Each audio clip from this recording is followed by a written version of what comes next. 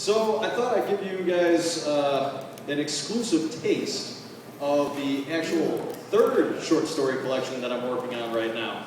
So,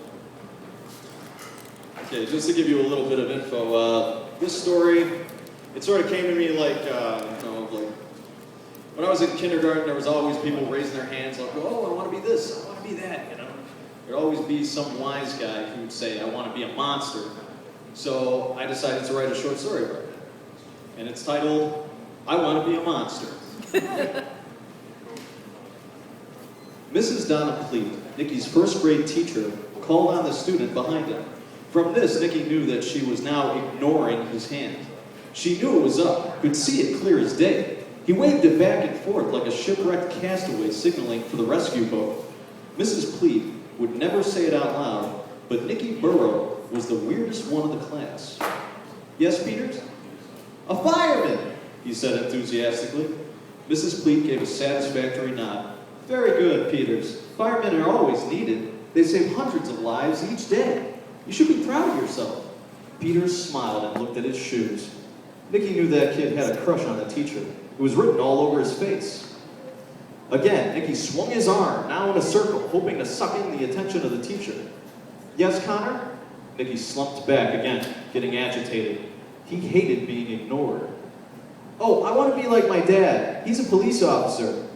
Very good. Also a good profession. Protecting people.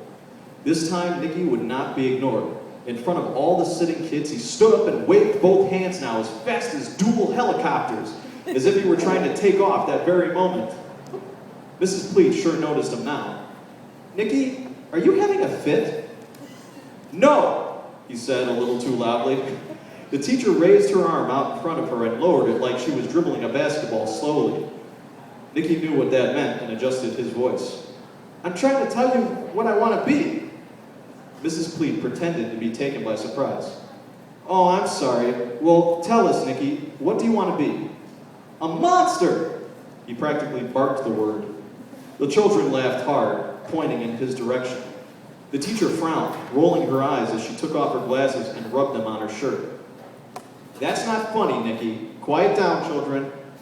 I didn't mean it to be funny. I honestly want to be a monster. The teacher found herself glaring at him. Why? It's the only thing I'm good at. The children laughed again, hiding their smiles behind their hands. You got that right, Mrs. Pleat thought, but did not say. Nikki Burrow, there's no way you could be a monster. Monsters don't exist, perhaps in books, but I can do it, I swear. All right, that's enough.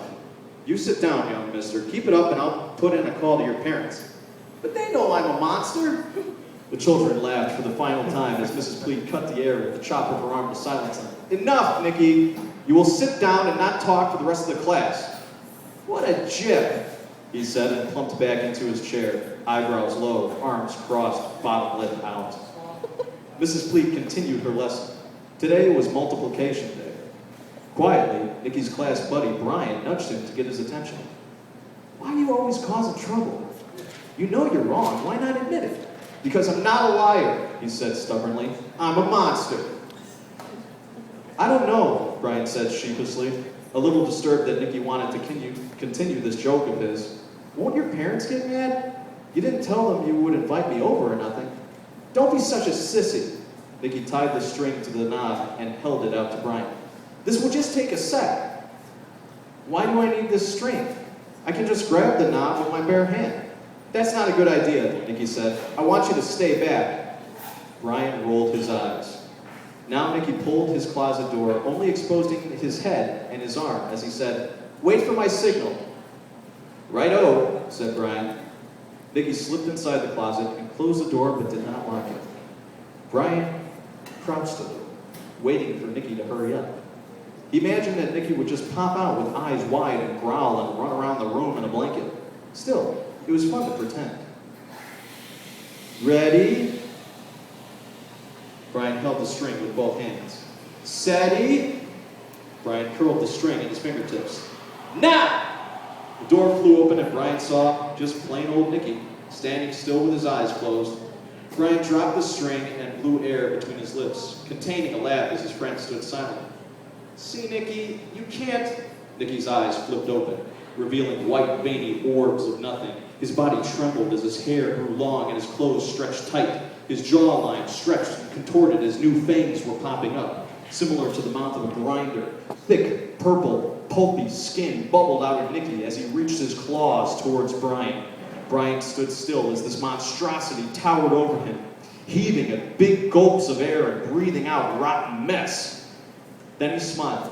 "You see," Nicky said, still retaining his childish voice, "I told you I could do it." Brian shrugged, snuffed, and said, "I've seen better."